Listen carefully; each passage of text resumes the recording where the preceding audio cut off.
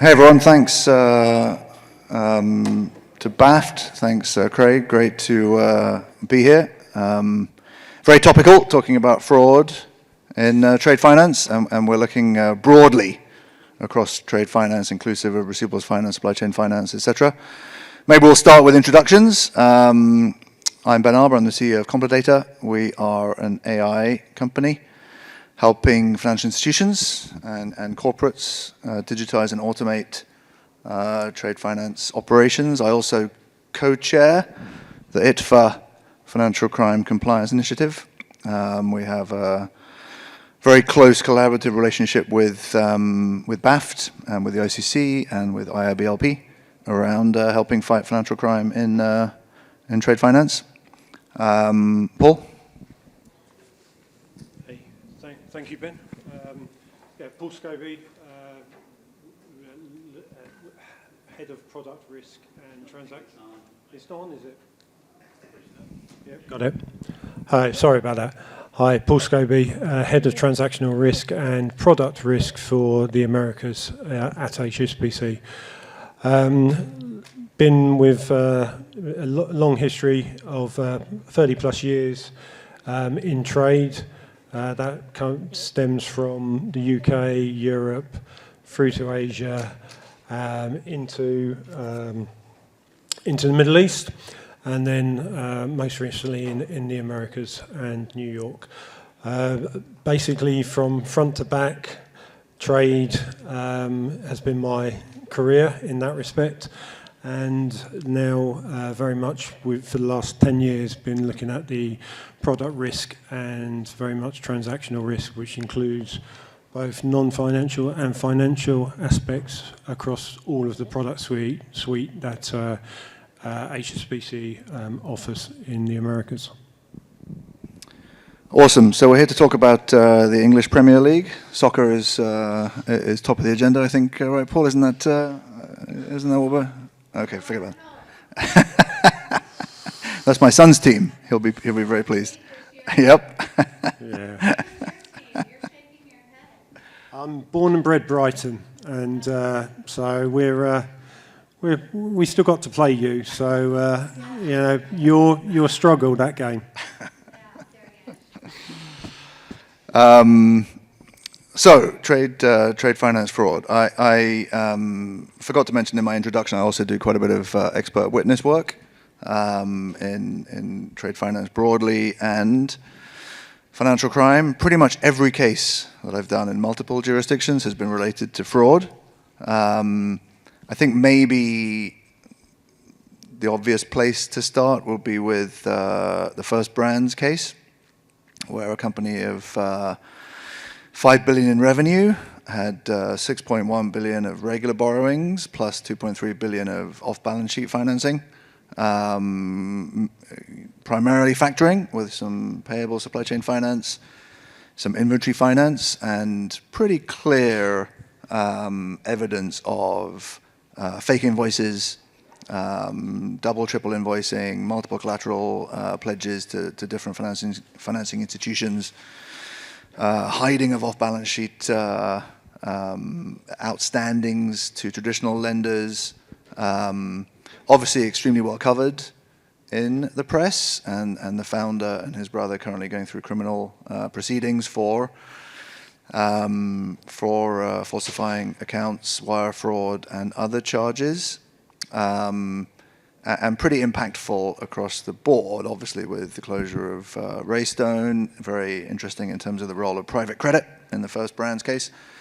And unfortunately, not necessarily a anomaly in terms of trade finance frauds that we've seen over the years. We can certainly cover other large multi-billion-dollar frauds which have taken trade finance products as part of the typology, and I guess maybe just to level set, first-party fraud is where the bank gets defrauded, third-party fraud is where the bank's client gets defrauded. But certainly some of those characteristics, together with the creation of fake companies, shell companies, usually the enrichment of founders or perpetrators is a common theme. I like to draw parallels from the first Brands case to cases like Nirav Modi. So Firestar Diamond, again, a big legitimate business with significant amounts of illicit activity mixed with legitimate activity. And again, multiple shell companies with yachts and luxury villas and other trappings of a benefit of fraud at the end of the money trail. We can also point to Hin Leong in Singapore, $6 billion fraud of a energy trader, multiple collaterals pledged to multiple lenders, double financing of invoices at a transaction level, 2 sets of books, again pretty common in these sorts of frauds. Agritrade, Zenrock, Phoenix Commodities. I guess more recently and more locally, the Greensill scandal, which included the purchase of a bank in Germany whose balance sheet was held captive 80% of lending to a single entity, the Gupta Group, Liberty National, and the list goes on. Pratik Gupta, I think you probably saw on the news today in the Trafigura case, with the court tentatively siding on Trafigura's side. Pratik Gupta, relatively well known to be less than genuine in the commodity space.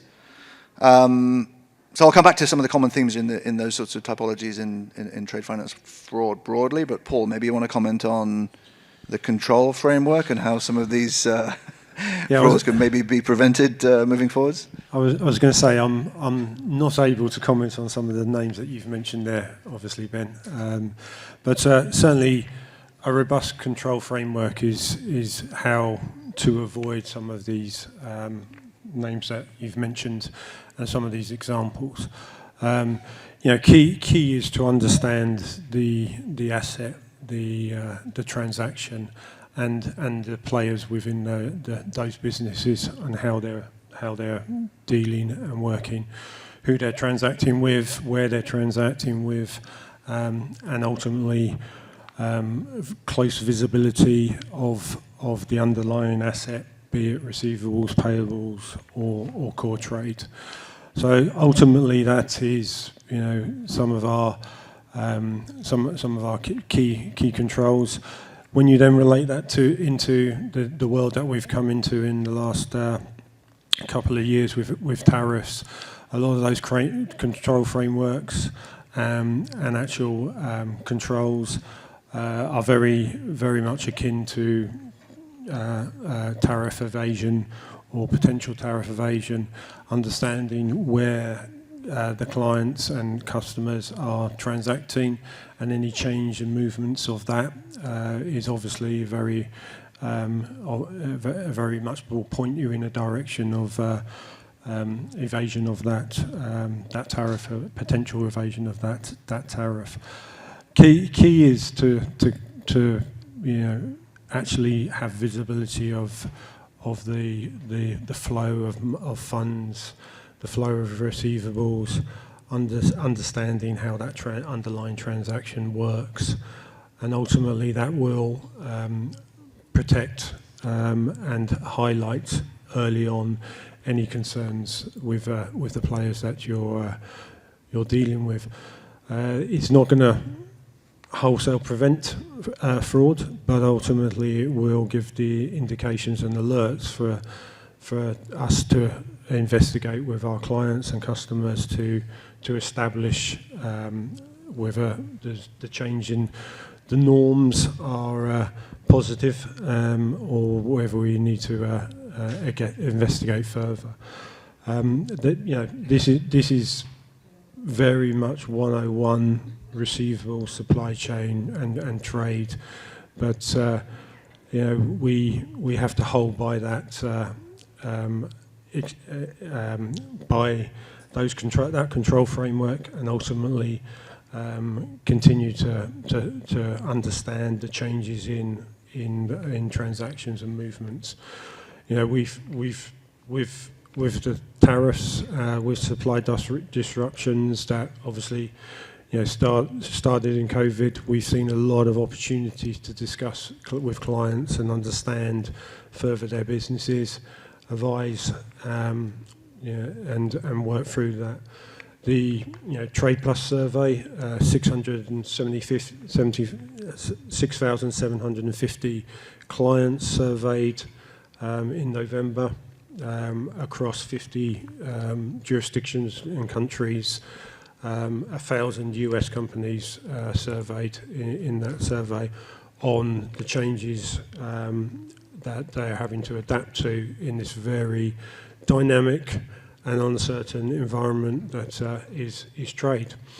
That ultimately has given a great opportunity for us to talk to our clients, to understand, to advise, and to assist and support, which has been key. But ultimately, that is also a way to understand and any changes that are maybe not so positive as well. But it's ever moving, ever changing. Probably the only certainty at the moment in this environment is the uncertainty, and how we're assisting and supporting our clients to deal with that is where it is. But the basics haven't changed, and you know, that framework is key. Yeah, super interesting. Thanks, Paul. And I think if you look at some of the cases that I mentioned and more, it's interesting how many involved fairly standard basic controls actually failing. And even, you know, currently, you know, new cases coming out. I'm not sure if you saw the Altis in France case recently, where there's clearly establishment of fake invoices and illicit flows, where there should have been and weren't checks by financial institutions on those invoice flows. If you look at the Liberty Group financed by Greensill, claiming sales to buyers who had no knowledge of these purchases. And if you look at First Brands, where we started, no control over the receivables accounts. If you're funding receivables, then it's a critical part of the transaction flow to ensure that the payments from the buyers come into a control account and are checked against those invoices that you financed. And obviously, at least in the public domain at present, that control wasn't observed by most, if not all, of the factoring financiers in the First Brands case. So to your point, Paul, you know, basic control mechanisms that were just not observed in some of these cases. Yeah, you're spot on. I mean, none of this was overly complicated in some of those examples you discussed, and those controls that you know, monitoring the funds coming in, talking about overdue invoices, talking about overdue payables, checking contracts between buyers and suppliers. Yeah, basics, and it really is understanding that buyer-seller relationship and how it's working and how it's changing, and why is it changing. You know, and often you'll talk to the client and understand that, you know, these increases in sales, you know, just won a new contract. Great, that's great news. But you know, overinflating invoicing and can also very much highlight that there isn't a transaction behind it, and it's a fresh air invoice. So your basic controls are you know what. You know, we've been looking at for 160 plus years, and they don't really change. Guys, please do put questions onto the app. We'd love to treat this session as a bit of a dialogue. Please do stick up your hand. We're not going to wait till the last 90 seconds to take questions. Maybe moving on to something you mentioned earlier, Paul, and is part of the title of this session, which is tariffs and tariff evasion. Certainly from a sort of fintech perspective, looking into the banking industry, there's a couple of points I'd like to maybe bring out to start to get the ball rolling. One is tariffs are not new. Obviously, the current administration uses them extensively, both pre and post Liberation Day on the 2nd of April 2025. But it was also a key feature of Trump 1.0, and tariffs have been, and various levels of protectionism over the years have been common. So it's not new. I think the two specific typologies that we monitor are, one, relabeling. Again, a decent amount of coverage in the press around exports from China flowing through Vietnam, Thailand, Mexico, and being relabeled as a country of origin of those locations rather than China. Maybe slightly less relevant now that the administration in the US seems to be fairly even in terms of the level of tariffs across, let's say, Southeast Asian nations. But also fake invoices being submitted to customs authorities to show a lower amount than the actual value of the goods. A couple of interesting cases I'm going to point to around that second typology in a minute. But before I do, Paul, any comments on sort of tariff evasion broadly? And I think it's interesting, certainly from a global bank perspective, founded on trade finance, as you said, 160 years of experience in trade finance and 60 countries, and the kind of potential experience that you can bring to bear for kind of regional or more local banks in the US. Yeah, so I think the key issue is, the first of April, we saw, there was tariffs came out.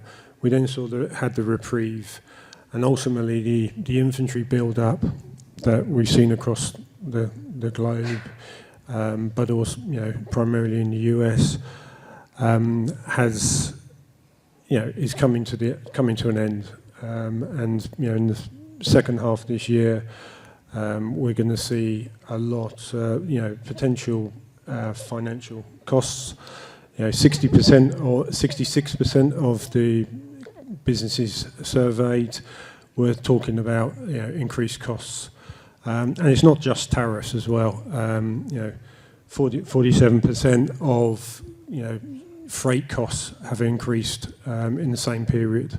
So we are seeing some challenges within businesses on financials, and potentially we're going to see some good players that will change behaviours, and that's really what our focus is on looking at, again, what the norms of the transactions and the businesses are.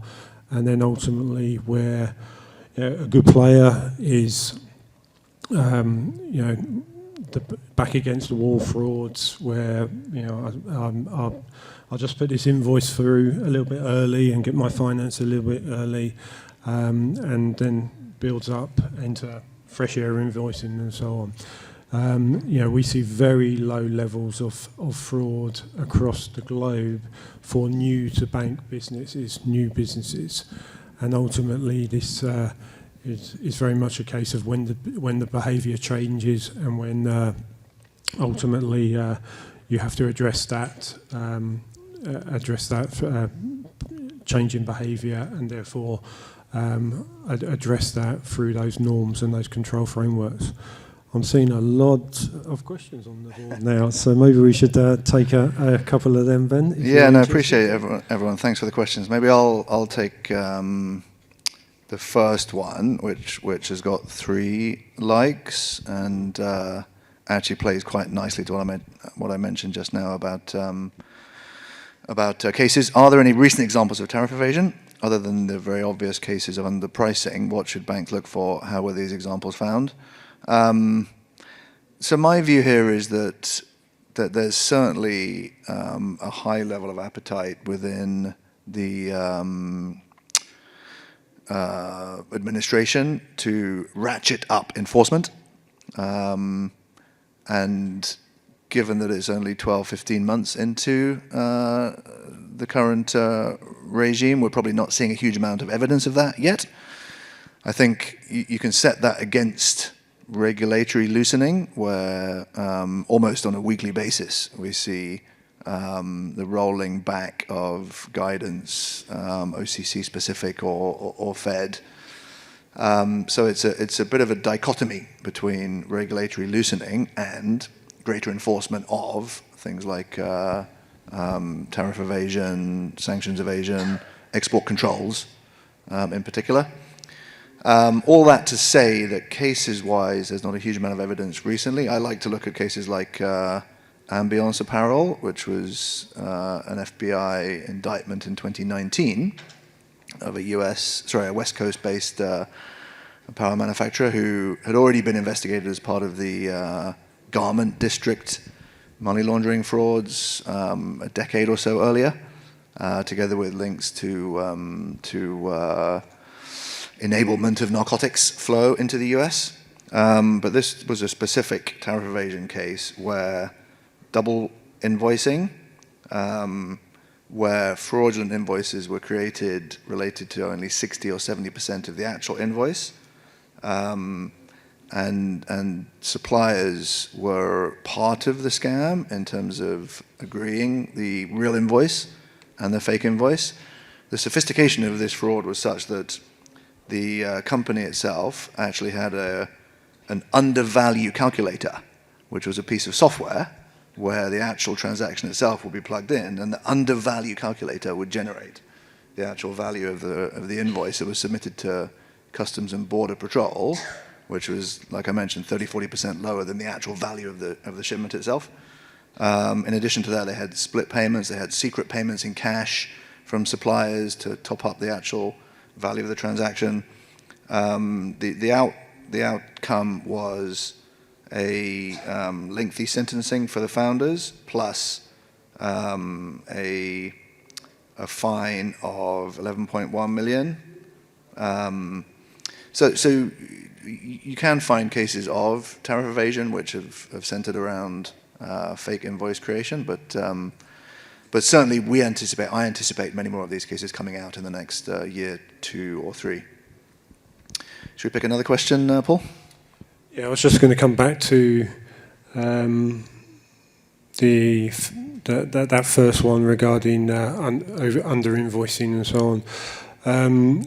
There is further, basic transshipment is another key one that would be reviewed and looked at, and of course goods descriptions is another key typology that is being looked at from a tariff evasion perspective, and even the kind of completion of goods and the amount of completed goods within a lower tariff jurisdiction as opposed to higher, and how that's been calculated, which kind of really highlights the complexity of what we're looking at here and how it can be managed and regulated accordingly.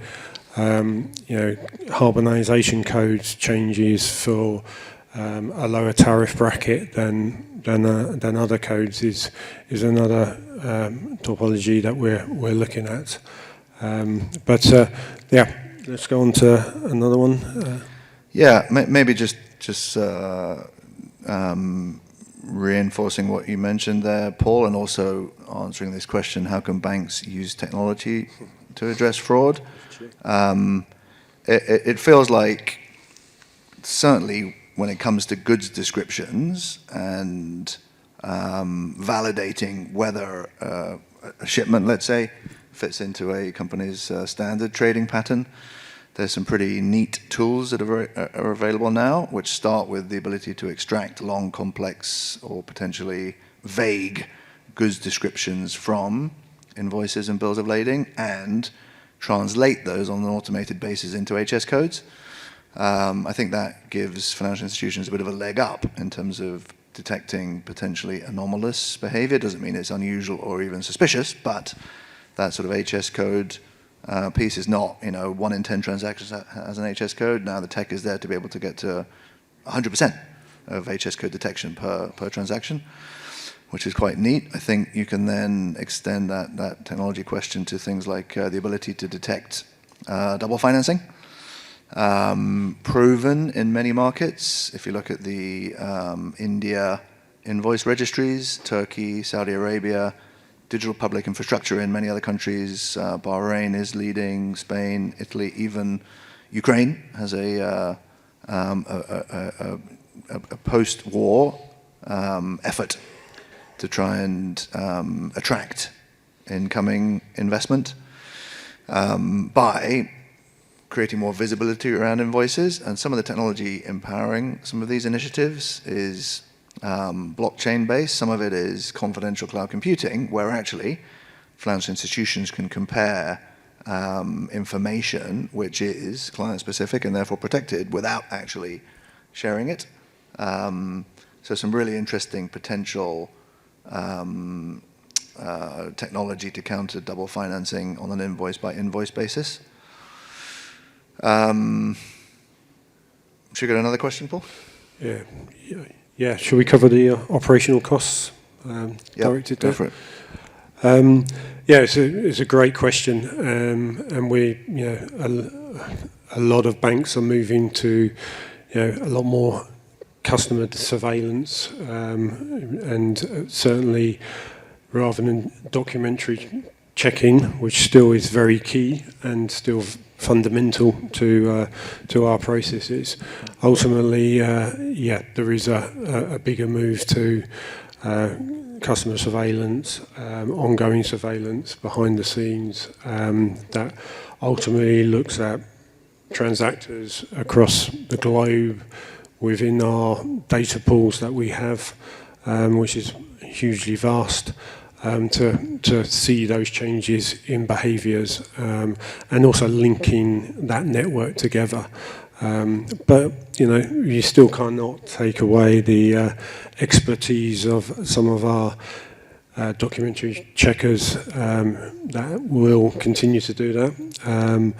And yes, it is an operational burden that is very important at the moment. Thanks. Maybe I'll take the next two questions. It seems to me unrealistic and unfair to expect people in banks' trade ops teams to detect and appropriately react to tariff fraud. True. Interesting one. I think there's a bit of divided opinion on this one, and there's also a bit of a lack of clarity from the regulatory community around whether tariff evasion should be something that banks are focused on detecting. I think it's implied, and I suspect, to my earlier comments around the priorities under the current administration, there's likely to be more in bank examinations around potential tariff evasion, given how much emphasis there is on the benefit to the American economy of tariffs. I think at the same time, I've got sympathy for the fact that folks in trade finance operations, whether it's documentary trade or supply chain or receivables finance, they ask to look at commercial discrepancies, commercial risk, financial crime risk, etc., is significant. So it'll be interesting to see how this one plays out in terms of the expectations on financial institutions to detect tariff evasion. Greensill and Raystone, what does the industry need to do to eliminate these types of fraud? Both are lenders, both are non-bank lenders. I think obviously we've seen a quarter of a century where non-bank lenders in the supply chain and receivables finance space have really blossomed, starting with Prime Revenues and GT Nexuses of the world at the start of the century. Is it too easy to say, well, there's always going to be a couple of bad actors? Is it a combination of what you said, Paul, actual malpractice mixed with, I'll just try and get away with a few things and then things spiral out of control? Maybe. But I think it's, where you've got open account lending versus more structured asset-based lending or discounting of LCs, by definition, you'll have more risk from a credit and therefore fraud perspective. But again, I think in both those cases, not going to comment too much on Raystone, but 80% of Raystone's $110 I think it was $110 million book was a single company, First Brands. So if you've got that level of concentration risk, then there's something wrong. So it feels like there's plenty of warning signs that were overlooked by many players in the industry in both the Greensill and the Raystone case.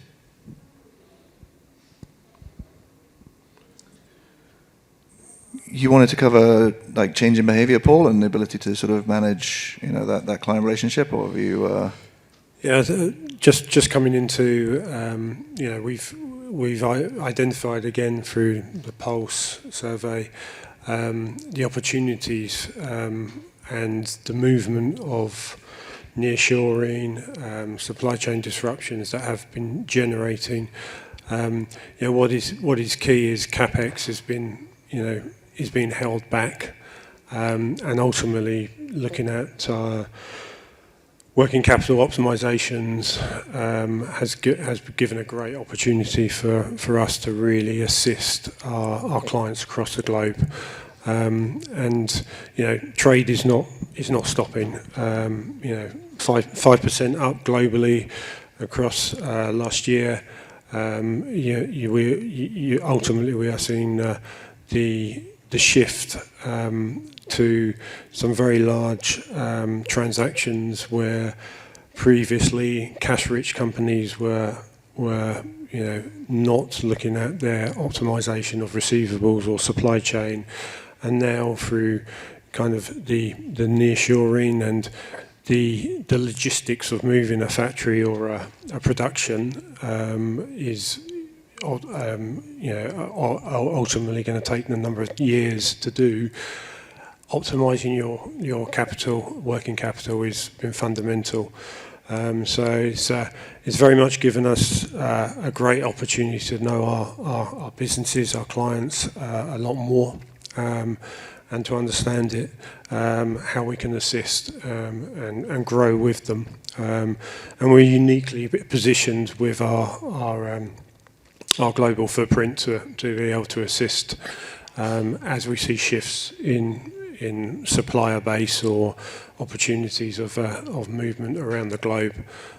So it's been a very trying, testing environment, but ultimately some great opportunities. Again, statistically, the US companies and US businesses are right up there at the top of the matrix for their preparedness to the uncertainties that are coming on board, which is ultimately looking at pricing, looking at supply chain, looking at working capital optimization, and how they can really fund that a different way. Thanks, Paul. One quick comment on that price check question. At our IT for Fin-Crime initiative, we have a paper coming out momentarily specific to price check, and don't expect any silver bullet around what should or shouldn't be done price checking transaction level or on a sampling basis, but it has been a collaborative effort across banks and fintechs, inclusive of BAFT's input. So Lisa Chin, who runs the BAFT Trade Finance Compliance Committee, has provided quite a bit of input to the paper. It's hopefully a bit of an update on the FFIEC manual, which has a lot of detail around price check in trade finance, but that should hit the shelves relatively soon.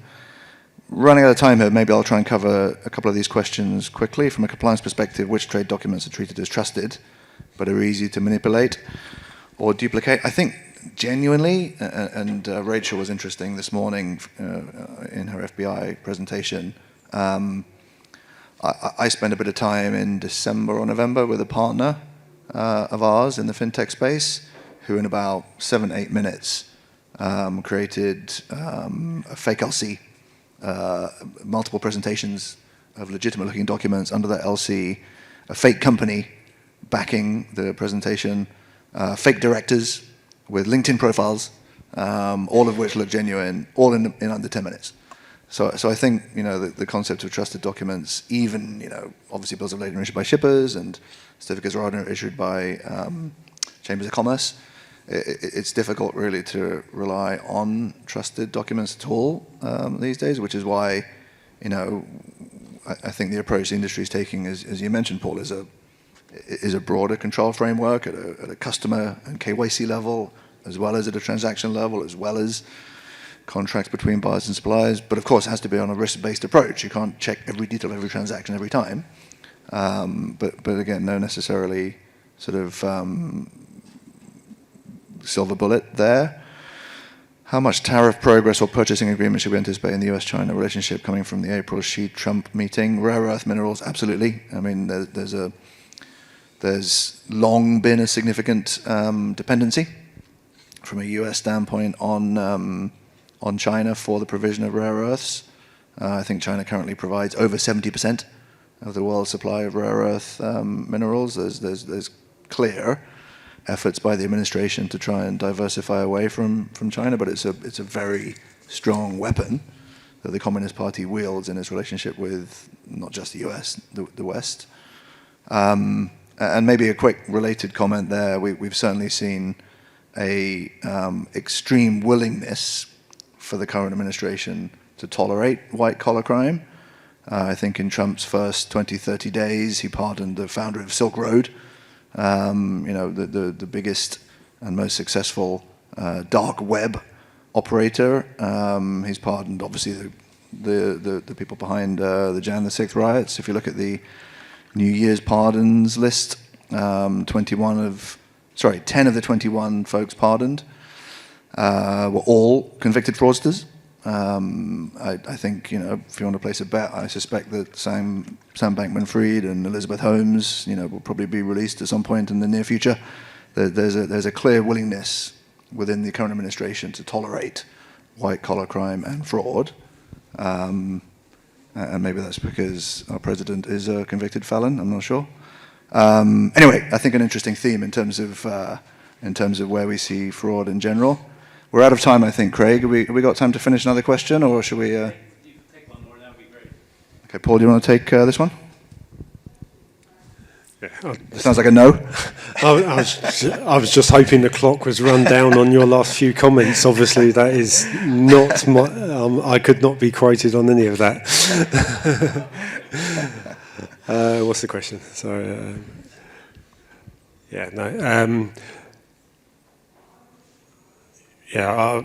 Again, we can only cover off what we've seen from our clients, and we will, obviously cover off anything that comes out of the regulatory bodies, as and when we need to, and develop accordingly. But that's all I'd like to cover on that.